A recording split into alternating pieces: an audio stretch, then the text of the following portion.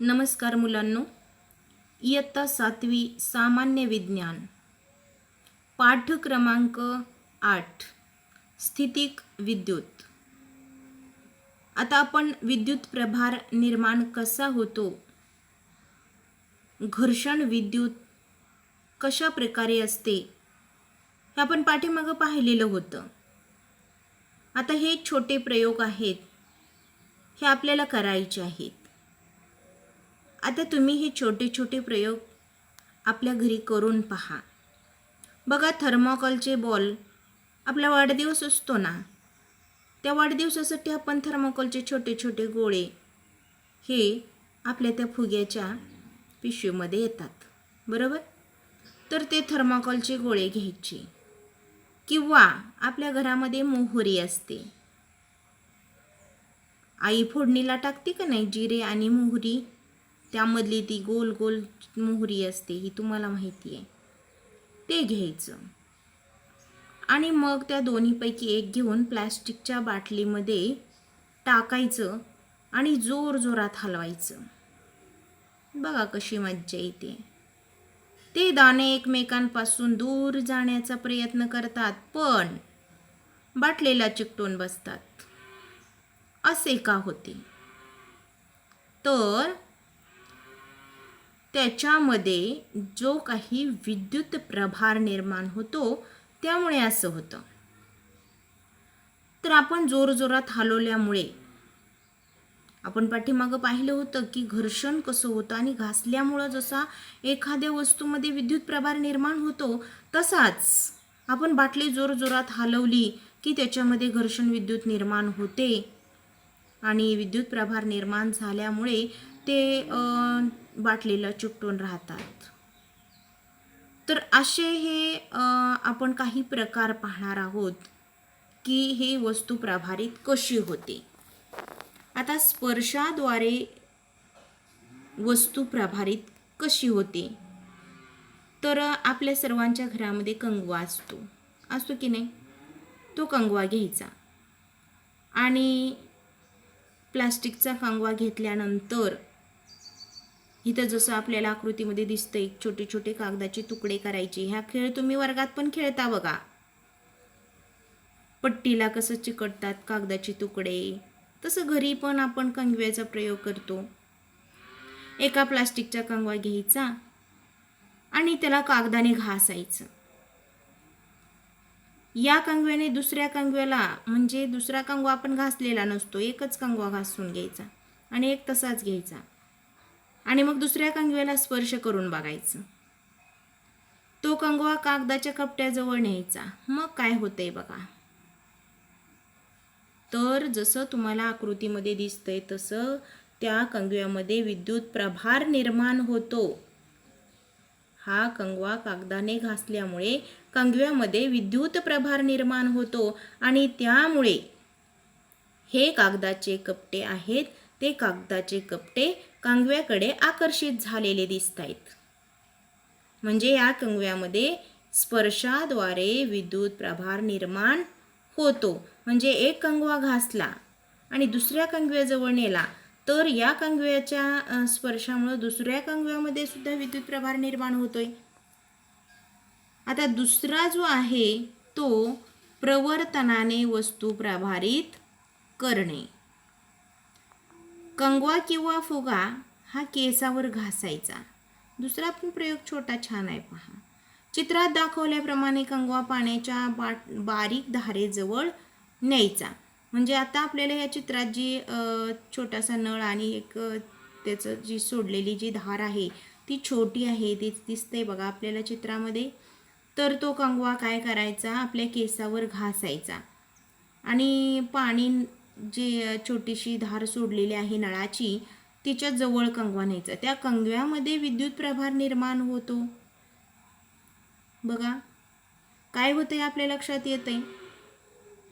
तर कंगवा त्या धारेजवळ नेल्यामुळं त्या धारेची जी सरळ रेषा आहे ती बदललेली दिसते आपल्याला, दिसते का नाही.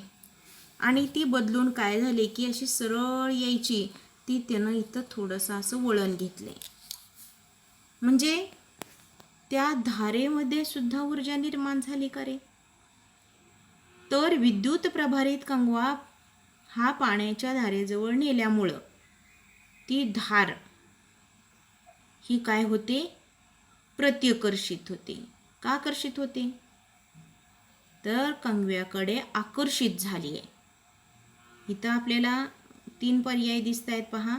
विद्युत प्रभारित कंगवा पाण्याच्या धारेजवळ नेताच धार आकर्षित प्रत्याकर्षित पुरवत होते. तर आकर्षित होते. कंगव्याच्या बाजूनं ती धार गेलेली दिसते पहा. कंगव्याच्या बाजूला म्हणजे या कंगव्यामध्ये आपण केसावर घासून जो विद्युत प्रभार निर्माण केला त्यामुळं तो प्रभारित झाला आणि ती पाण्याची धार त्या कंगव्याच्या बाजूने आकर्षित झाली. विद्युत प्रभारित कंगवा धारेपासून दूर नेला की पुन्हा ती पूर्ववत होते. म्हणजे आकर्षित होत नाही, प्रत्याकर्षित होत नाही, यामध्ये दुसरा आकडा दिलाय, तर ती पूर्ववत होते. सुरुवातीस पाण्याची धार प्रभाररहित आहे. ऋण प्रभारित कंगवा जवळ नेताच पाण्याच्या धारेतील कंगव्यासमोर आपल्याला त्या भागातील ऋणकण दूर सारले जातात असं दिसते.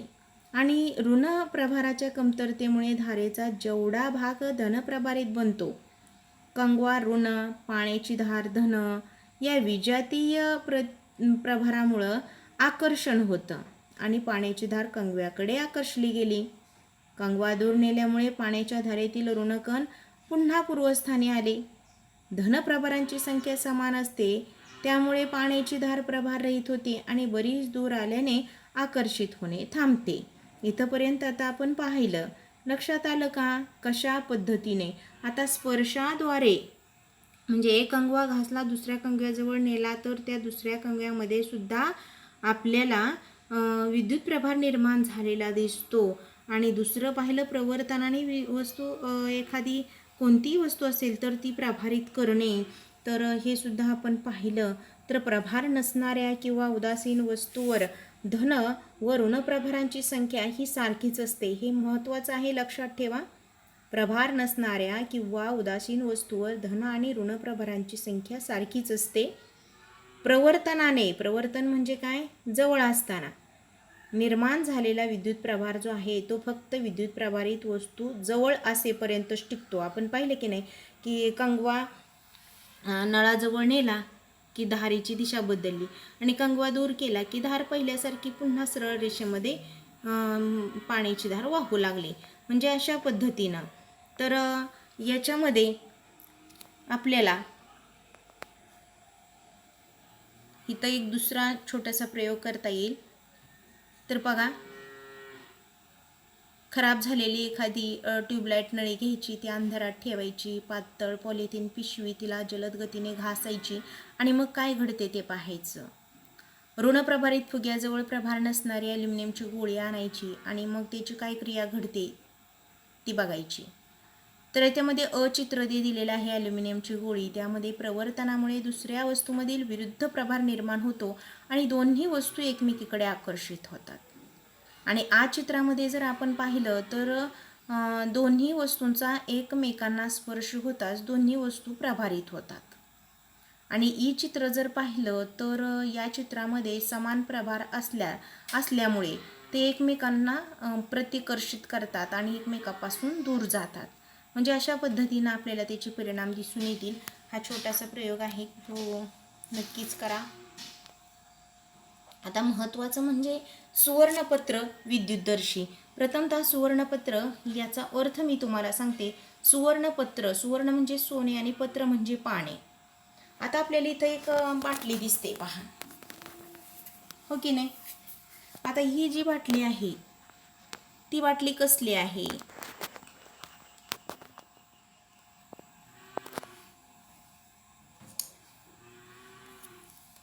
तर बघा, हे वस्तूवरील विद्युत प्रभार ओळखण्याचे एक साधं उपकरण आहे.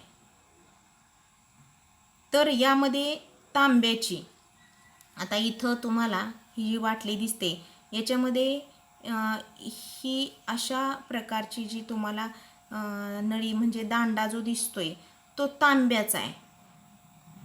हा जो दांडा आहे तो तांब्याचा आहे. हा थोडा लालसर कलरमध्ये तुम्हाला ओळखू यायला दिलेला आहे बघा. तर त्याच्या वरच्या टोकाला धातूची चकती असते ही, आणि दुसऱ्या टोकाला म्हणजे या खालच्या टोकाला सोन्याची 2 पातळ पाने असतात. ही जी 2 पाने आहेत ही सोन्याची आहेत.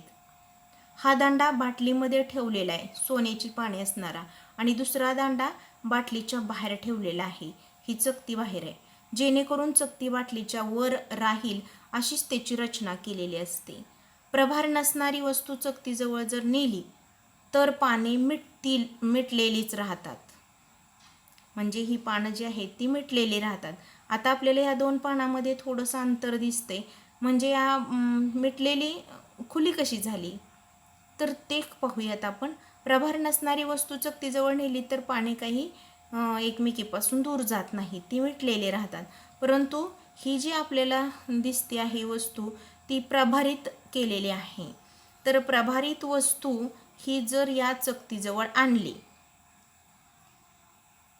प्रभारित वस्तू चकतीजवळ आणली तर काय होतं, तर या चकतीमधून या पानापर्यंत तो विद्युत प्रभार पोचतो आणि दोन्ही पाने सजातीय विद्युत प्रभारामुळे प्रतिकर्षित होतात. म्हणजे ती दोन्ही एकमेकांपासून दूर जातात. म्हणजे याचा विद्युत प्रभार या चकतीपर्यंत आणल्यानंतर या तांब्याच्या तारेमधून या सुवर्णपत्रापर्यंत पोहोचतो आणि सुवर्णपत्रे मिटलेली जी होती ती एकमेकींपासून दूर जातात.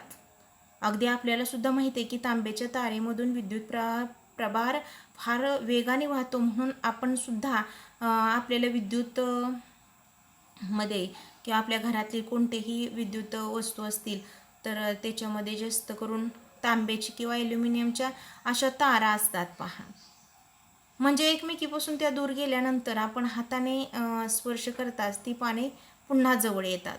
म्हणजे आपण ही वस्तू बाजूला केली आणि आपला हात जर या चकतीला लावला तर याच्यामधला ही प्रभारित वस्तू दूर झाल्यामुळे चकतीचा प्रभारही संपून जातो आणि मग आपण बोट लावलं की पुन्हा ती पाने विद्युत प्रभार रहित होऊन ती एकमेकींना मिटून बसतात. लक्षात आलं?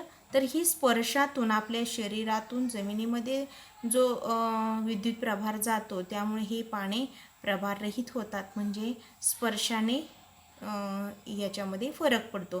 तर असं सुवर्णपत्र विद्युतदर्शी हे विद्युत प्रभार ओळखण्याचं एक साधं उपकरण आहे.